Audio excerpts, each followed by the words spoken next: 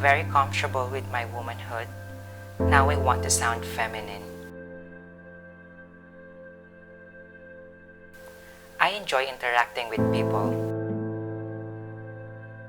but at times, they are surprised at my voice.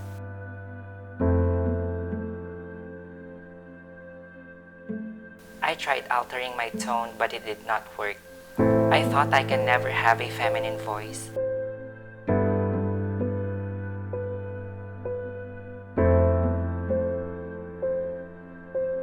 Today, I found the answer.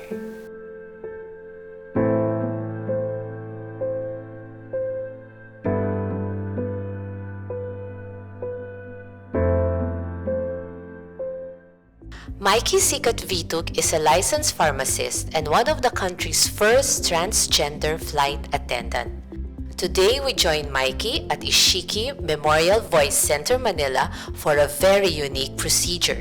She will have her voice feminization surgery. Dr. Nobuhiki Ishiki is a known plastic surgeon in Japan.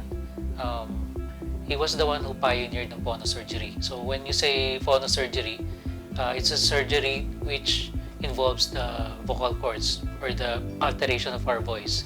So he's been doing these surgeries for a couple of decades now, and he's still doing it in Japan. One day, Dr. Ishiki had a consultation from a patient. Yung patient came from an accident during I think it was a karate class. Natamaan yung neck niya on the larynx area. So he observed that there was a change in the voice of the patient. So nagkaroon ng change ng boses. So doon nag-start yung kanyang idea na pwedeng i-alter yung voice. Dr. Shamil Quinto and I went to Japan last 2016, and then we trained under Dr. Ishiki and his team, Dr. Tanabe and Dr. Hiroshiba. Today, we are going to perform the feminization. Usually we do it feminization than the shaving. For the procedure itself, Dr. Espina would actually explain it to you. Okay? And so later on we'll be starting with the surgery. The surgery will last for about 1 to 2 hours. It's going to be under local anesthesia. So gising ang patient. Gising ka na later pag ginawa natin yung operation. As we mentioned before. But you will not feel any pain kasi magbibigay na kami ng local anesthesia dun sa'yo. And the reason bakit kailangan gising ka, as we mentioned before, kailangan marinig namin yung feedback with regards to your voice. So merong real-time calibration ng voice mo during ng procedure, in the middle of the procedure. So pagsasalitain ka namin, and then we'll know kung ano yung pitch na preferred mo. So we can raise the pitch kung kulang pa siya. And pinaka-importante sa amin is yung feedback at yung satisfaction from the patient kung okay na sa yung pitch. The first type 1 thyroplasty is medialization. Like what I said, di ba? Itinutulak mo yung vocal cords medially. When we say type 2 thyroplasty, it is lateralization. Tinutulak mo naman yung vocal cords palabas or parang palayo or away from each other.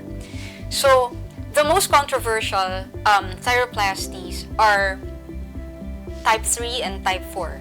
Bakit? Kasi dito papasok yung voice change. Type 3 is masculinization.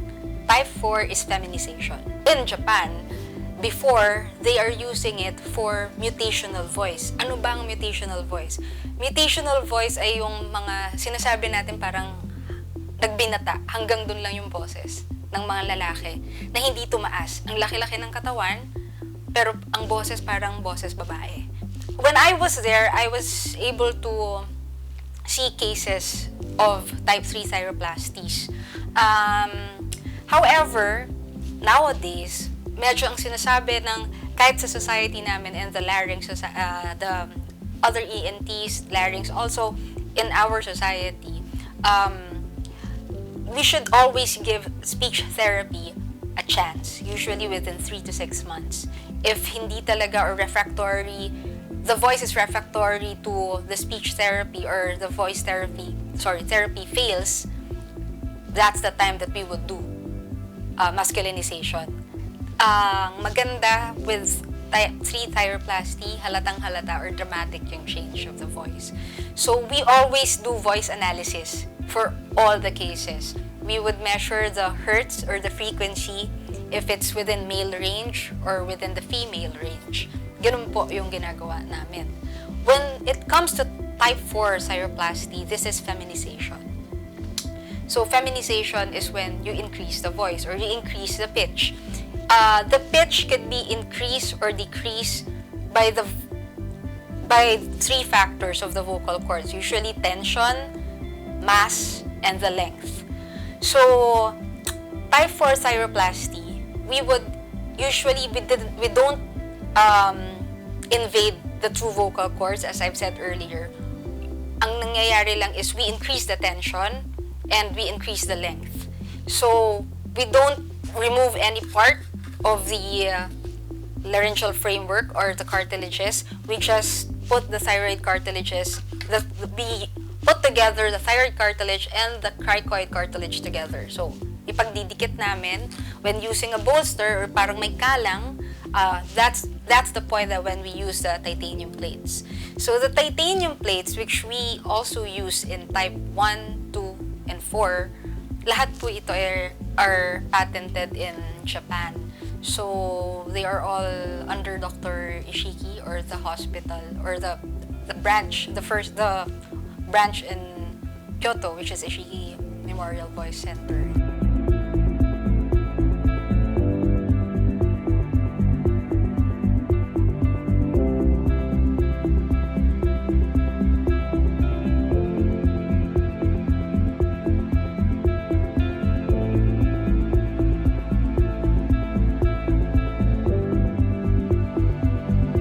Okay, Mikey, so we're done with the surgery. How are you? I'm okay naman po, Doc. Okay. Is there any pain? Wala naman pong pain. Okay, so I want you to do voice rest for the whole night. Actually, that would be for the whole week. Okay? So I'll see you tomorrow. We'll see you tomorrow. Okay? Congratulations. Thank you, Doc.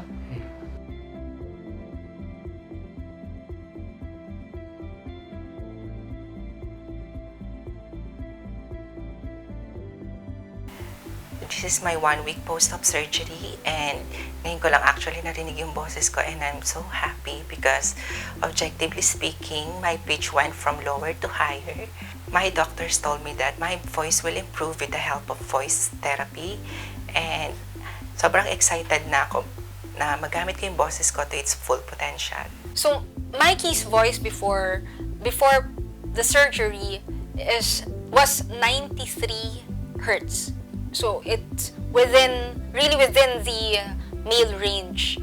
Ngayon, after the surgery, post-op, the lowest voice that she could do is androgynous voice, which is along 180s. So, we want Mikey to use the female range, which is 220 to 210, 210, 220, 230. And this is when the role of the speech therapist would actually be very important. And this is also the reason why we want Mikey to be compliant with the speech therapist. The good thing is, kanina pa lang, she had the speech therapist and the speech therapist was really amazed because she could really do the exercises now without the breathiness. So, yung resonant ng voice niya is buong-buo na. So, we're looking forward after 2 weeks for more improvement with Mikey's voice. For today, gawin na po muna natin yung evaluation. Okay, so let's start po muna. I want you to say and for as long as you can po. And then, I'm going to record it po. Okay? Sige. 1, 2, 3, go.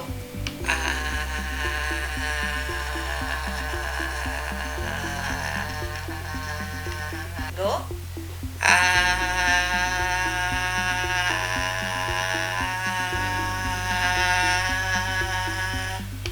Okay. And last one. Go. Okay, and then I want you to read this passage po.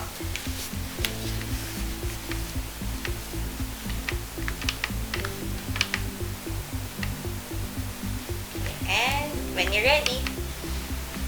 When the sunlight strikes raindrops in the air, they act like a prism and form a rainbow. The rainbow is a division of white light into many beautiful colors. These take the shape of a long round arch with its path high above and its two ends apparently beyond the horizon. So you can't do a lower voice right now. Kasi kahit na binababa natin, hindi na talaga tayo nag-reach doon sa male voice. So the lowest that you can do is the androgynous voice, which is actually nasa around 180s, ganyan. Now, the comfortable level na pwede mo magawa yung voice mo is pumapalo na tayo sa female. When we see it, it's within 210 to 220.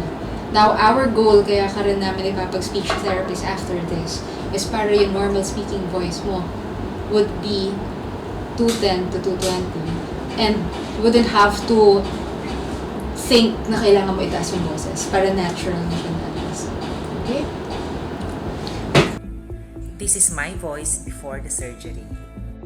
This is my voice 1 week after the surgery. This is my voice 3 weeks after the surgery. So, quick update lang about my voice feminization surgery. So, it's my 3rd week and ganito na yung boses ko as of now. I can say sobrang laking tulong sa akin ng speech therapy para mas mapaganda pa yung boses ko kasi tinuturuan ako doon ng proper breathing, kung paano ko magagamit ng maayos yung boses ko nang hindi ako namamaos. So if you are interested sa voice feminization surgery, voice deepening surgery, or if you have a problem sa voice, you can visit Ishiki Memorial Voice Center sa Centuria Medical Makati. And you can also send them a message sa Facebook page nila for an online consultation.